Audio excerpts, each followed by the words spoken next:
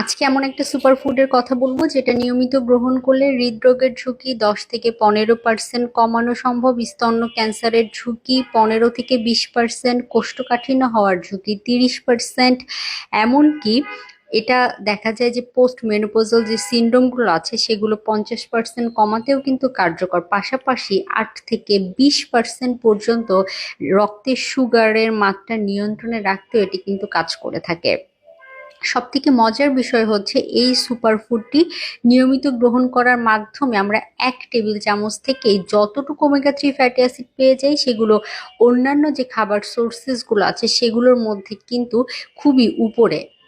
আমরা নিয়মিত এই সুপারফুডটি গ্রহণ করার মাধ্যমে ওজন নিয়ন্ত্রণে রাখতে পারি, আমাদের রক্তের কোলেস্টেরল লেভেল নিয়ন্ত্রণে রাখতে পারি, আমাদের স্কিন ভালো রাখতে পারি, আমাদের বডির ইনফ্লামেশন কমাতে পারি। এছাড়াও দেখা যায় যারা এই সুপারফুডটি নিয়মিত গ্রহণ করে থাকেন তারা কিন্তু তাদের বডির ভেতরে বিভিন্ন ধরনের উপকারিতা পেয়ে যেতে পারেন।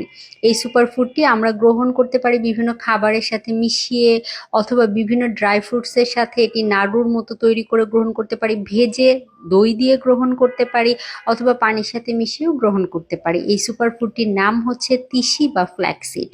যাদের কিডনিজনিত জটিলতা রয়েছে বা বিভিন্ন ধরনের অনেকগুলো শারীরিক জটিলতা একসাথে রয়েছে তারা এটি গ্রহণ করার পূর্বে অবশ্যই একজন বিশেষজ্ঞের শরণাপন্ন হয়ে তার পরামর্শ নিয়ে গ্রহণ করার চেষ্টা করবেন।